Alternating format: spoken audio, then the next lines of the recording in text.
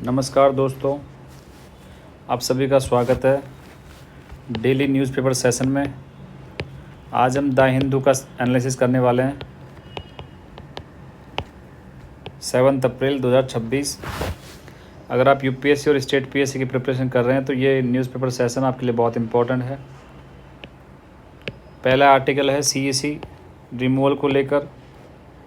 जैसा कि आपको सबको पता है कि सीईसी रिमूव करने के लिए एक मोशन लाया गया, उसमें 63 राज्यसभा के एमपी एंड 130 लोकसभा के एमपी ने साइन किया था। उसको रिसेंटली लोकसभा स्पीकर और राज्यसभा चेयरमैन ने रिजेक्ट कर दिया है। अब इसके कॉन्स्टिट्यूशनल वैलिडिटी देख लेते हैं हम। कॉन्स्टिट्यूशन ऑफ इंडिया के आर्टिकल 324(5) के अंदर बताया कि it provides that subject to any law made by parliament, और जो इलेक्शन कमिश्नर और रीजनल कमिश्नर्स है उनकी सर्विस कंडीशंस और उनका टीन्योर प्रेसिडेंट डिसाइड करेगा। इसी आर्टिकल के अंडर 2 प्रोविज़न है जिसमें बताया कि CEC can be removed only in the same manner on same ground as a supreme court जज। जैसा सुप्रीम कोर्ट जज को रिमूव किया जाता है उसी सेम ग्राउंड्स और सेम मैनर के तहत सीईसी को रिमूव किया जा सकता है। उसके साथ में एक प्रोविज़न है कि सीईसी की service conditions can not be altered to his disadvantage after appointment. वो अल्टर नहीं कर सकते हम। एक साथ में दूसरा प्रोविज़न इस आर्टिकल के अंदर है, जो अदर इलेक्शन कमिश्नर्स है वो या रीजनल कमिश्नर्स है उनको रिमूव किया जा सकता है only on recommendation of the CEC. तो ये आर्टिकल बहुत इंपॉर्टेंट बन जाता है, आर्टिकल 324 सब क्लॉज 5। इस आर्टिकल में बताया कि पार्लियामेंट इसके रिगार्डिंग कोई लॉ बना सकती है। तो पार्लियामेंट ने 2023 में एक एक्ट पास किया है, chief election commissioner and other election commissioners appointment, condition of services and term of office, जो प्रोविजंस बताता है रेजिग्नेशन एंड रिमूवल प्रोसेस के बारे में। Constitution limits the grounds for removal of supreme court जज, और वो एक्सटेंशन है सीईसी के लिए। ओनली 2 स्पेसिफिक ग्राउंड्स बताए हैं रिमूव करने के लिए, उनके अलावा आप उनको रिमूव नहीं कर सकते। ये ग्राउंड है प्रूव्ड मिसबिहेवियर और इनकैपेसिटी।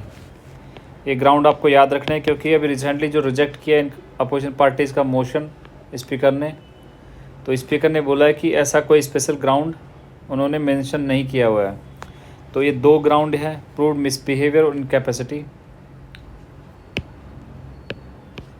इसके साथ में जो रिमूवल प्रोसेस है, रिमूवल मोशन है, उसके क्राइटेरिया कि must be signed by 100 members in Lok Sabha और 50 मेंबर्स इन राज्यसभा।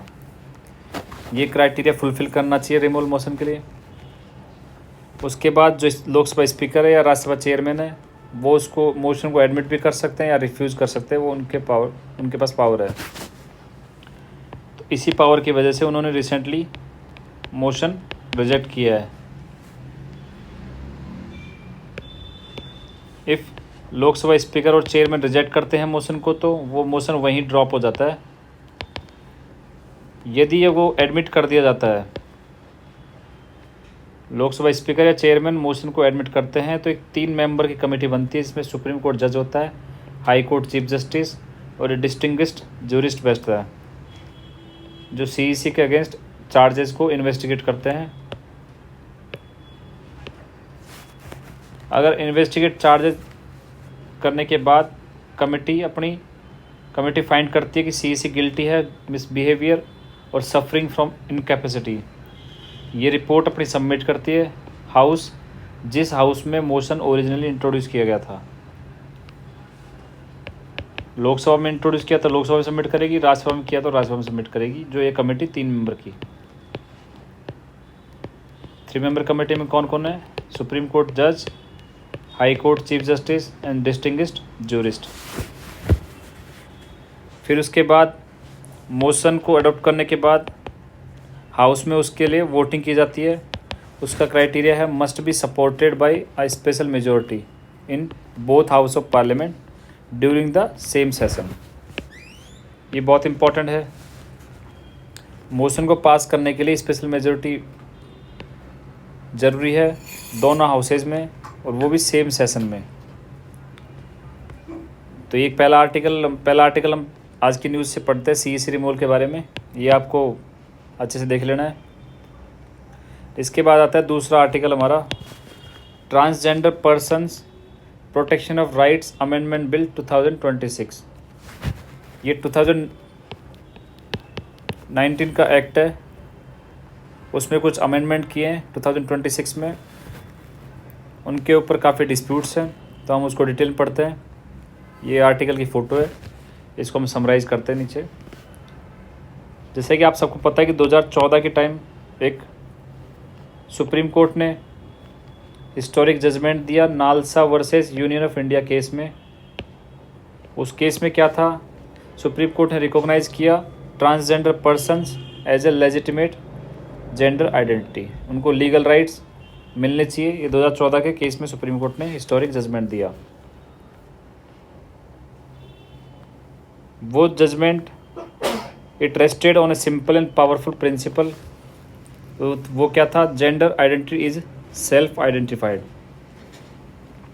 जैसे हम कभी बैंक के एप्लीकेशन भरते हैं, किसी अदर एप्लीकेशन भरते हैं, उसमें हमारा जो जेंडर का कॉलम आता है उसमें हम खुद से टिक करते हैं। तो ये बेसिक प्रिंसिपल है, उसको मानते हुए सुप्रीम कोर्ट ने हिस्टोरिक जजमेंट दिया। वो क्या था, जेंडर आइडेंटिटी सेल्फ आइडेंटिफाइड। ये मैं इसलिए बता रहा हूँ कि जो अभी 2026 के जो अमेंडमेंट्स है वो इसी के बेस पे कॉन्फ्लिक्ट कर रहे हैं। उसके साथ में 2019 के टाइम पार्लियामेंट ने एक एक्ट बनाया, transgender persons protection of rights act, जो नालसा के इर्द गिर्द ही दिखाई गया। जो मेन था सेल्फ आइडेंटिफिकेशन को लेके। अभी रिसेंटली क्या हुआ है, 30 मार्च 2026 को 2019 के एक्ट में अमेंडमेंट किए हैं, वो गजट में पब्लिश किया गया है। उस एक्ट का मेन प्रोविज़न वो क्या है, it replaces self identification with a medical and bureaucratic gatekeeping. Medical and bureaucratic gatekeeping का मतलब क्या है कि एक ट्रांसजेंडर पर्सन को अब एक मेडिकल बोर्ड के सामने प्रेजेंट होना पड़ेगा, उसको एक असेसमेंट में जाना पड़ेगा अपनी जेंडर आइडेंटिटी को प्रूव करने के लिए। उसके बाद जो मेडिकल बोर्ड होगा वो अपनी रिकमेंडेशंस फॉरवर्ड करेगा डिस्ट्रिक्ट मजिस्ट्रेट को। डिस्ट्रिक्ट मजिस्ट्रेट को फॉरवर्ड करने के बाद वहाँ से एक सर्टिफिकेट क्लियरेंस मिलेगा उसको, उसके बाद उसका जेंडर आइडेंटिफाई किया जाएगा। तो 2014 के जो सुप्रीम कोर्ट जजमेंट में जो प्रिंसिपल कंसेप्ट था सेल्फ आइडेंटिफिकेशन का, उसका यहाँ पे कॉन्ट्राडिक्शन मिल रहा है तो 2026 के अमेंडमेंट में। अब इस अमेंडमेंट के साथ कुछ और इश्यूज़ हैं, लाइक एक एक पढ़ते हैं हम धीरे धीरे। सबसे पहले मेडिकल बोर्ड, बहुत सारे डिस्ट्रिक्ट्स में मेडिकल बोर्ड अवेलेबल नहीं है, वो ऑलरेडी ओवरबर्डनड है जो हमारी अर्जेंट हेल्थ केयर नीड्स के ऊपर। सेकंड, इस प्रोसेस में टाइम और प्रोसेस का बहुत अब्सेंस है।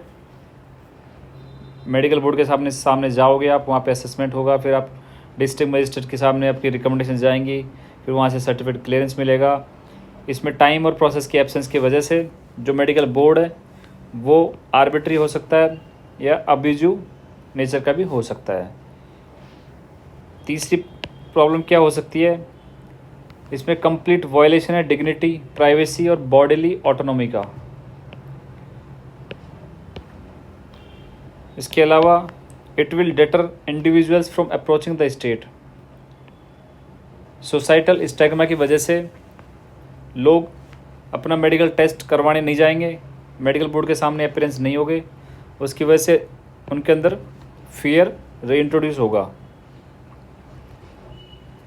और सबसे भयानक प्रोविज़न ये भी बोल सकते हैं, सबसे बेकार प्रोविज़न या सबसे डरावना प्रोविज़न बोल सकते हैं आप, जो आगे जाके लीगल और एथिकल प्रॉब्लम्स क्रिएट करेगा डॉक्टर्स में, वो ये है कि इट इंट्रोड्यूसेज ए क्लॉज, एक क्लॉज इंट्रोड्यूस करता है क्रिमिनलाइजेशन। अगर कोई ट्रांसजेंडर की हेल्प करता है उसके आइडेंटिफिकेशन में, तो उसको पेनल्टीज मिल सकती है और 15 ईयर्स तक का इम्प्रिजनमेंट मिल सकता है। इसकी वजह से डॉक्टर्स पे एथिकल प्रेशर्स भी होगा। तो ये आर्टिकल बहुत इंपॉर्टेंट है। Recently transgender persons protection of rights amendment bill 2026। ये आप जब पॉलिटिक्स का मेंस लिख रहे होंगे या प्रीलिम्स के पर्सपेक्टिव भी बहुत इंपॉर्टेंट है। इसके बाद आर्टिकल नंबर 3 है वन हेल्थ अप्रोच। इसके बारे में आर्टिकल है कोविड-19 से लेके रिसेंटली जो भी पेंडेमिक लाइक बीमारियां जनरेट हुई हैं उनके लेके एक वन हेल्थ एक अप्रोच क्या है उसके बारे में पढ़ते हैं। One health is an integrated unifying approach that aims to sustainably balance and optimise the health of people, animals and ecosystem. ये आपको अच्छे से पढ़ना है। One health is an integrated unifying approach that aims to sustainably balance and optimise the health of people, animals and ecosystems. जो WHO के director general थे Tedros, उन्होंने 2023 में बोला था a one health approach makes public health sense, economic sense and common sense. ये बहुत important उनका स्टेटमेंट रहा वन हेल्थ अप्रोच को लेके। तो ये भी आप थोड़ा याद करके रखिए। नेक्स्ट आर्टिकल था आज का इंटरनेट सेंसरशिप को लेके। ये बहुत ही इंपॉर्टेंट आर्टिकल हो जाता है। ये आर्टिकल का नाम था understanding India's internet censorship regime. तो हम इसके प्रोविज़न पढ़ते हैं। एग्ज़ाम पर्सपेक्टिव क्या है। जो हमारा इंफॉर्मेशन टेक्नोलॉजी एक्ट 2000 है उसका सेक्शन 69A एंड सेक्शन 79 वो गवर्नमेंट को एम्पावर करता है कि जो ISPs हैं, इंटरनेट सर्विस प्रोवाइडर्स या कुछ इंटरमीडिएटरीज हैं, उनको ऑर्डर्स दे सकती हैं कुछ कंटेंट ब्लॉक करने के लिए। ये गवर्नमेंट को पावर है सेक्शन 69A और सेक्शन 79 के under.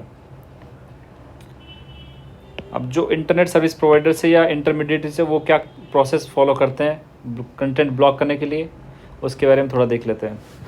Generally internet is made of protocols like HTTP hypertext transfer protocol, TLS transport layer security and DNS like domain name system. Generally in protocol से internet बना होता है। और जो मोस्ट इंडियन ISPs हैं, internet service providers हैं, वो rely करते primarily on DNS blocking, domain name system blocking, because ये चीप पड़ता है इम्प्लीमेंट करने के लिए और इनको नो डीप पैकेट इंस्पेक्शन की रिक्वायरमेंट होती है। तो DNS ब्लॉकिंग ज़्यादा इंडियन ISPs यूज़ करते हैं। इसके रिलेटेड एक DNS पॉइजनिंग का कंसेप्ट है। साइंस टेक के पोर्शन में आपसे पूछ लिया जाता है DNS पॉइजनिंग क्या है। When an ISP wants to block a domain at the DNS layer, कोई ISP ब्लॉक करना चाहता है किसी कंटेंट को DNS लेयर पर, तो वो अपने सर्वर्स को कॉन्फ़िगर करता है to return a false answer. When an ISP wants to block a domain at the DNS layer, it configures its servers to return a false answer। ये concept है DNS poisoning का। ये हमने पढ़ लिया चौथा आर्टिकल इंटरनेट सेंसरशिप का। इसके प्रोविज़न पढ़ लिए सेक्शन 69A एंड सेक्शन 79, जिसके तहत गवर्नमेंट को पावर्स हैं, वो ब्लॉकिंग ऑर्डर्स दे सकता है ISPs को, इंटरमीडिएटरीज को। फिर नेक्स्ट आर्टिकल है हमारा to tackle LPG deficit. Jindal firm जो स्टील फर्म है यूजेज सिनगैस इन फर्नासेज। अब पढ़ते हैं सिनगैस के बारे में। सिनगैस को सिंथेसिस गैस भी बोलते हैं। सिंथेसिस गैस होता क्या है? एक क्लीन बर्निंग फ्यूल है that offers a way to turn waste and biomass into valuable energy. Synthesis gas जो होती है मिक्सचर होता है primary composed of hydrogen, carbon monoxide and sometimes carbon dioxide, जिसको प्रोड्यूस किया जाता है by gasifying carbonaceous feedstocks like coal, biomass, waste. इनके वजह से बनाया जाता है सिंथेसिस गैस को। तो ये जो गैस है वो उसको जिंदाल फर्म यूज़ करने वाली है अपने फर्नेसेस में बिकॉज ऑफ LPG डेफिसिट। तो ये एक आर्टिकल इम्पोर्टेंट बन जाता है।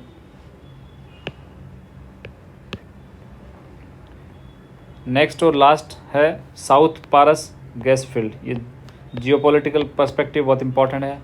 रिसेंटली अभी इजराइल ने साउथ पारस गैस फील्ड पे मिसाइल अटैक किया है।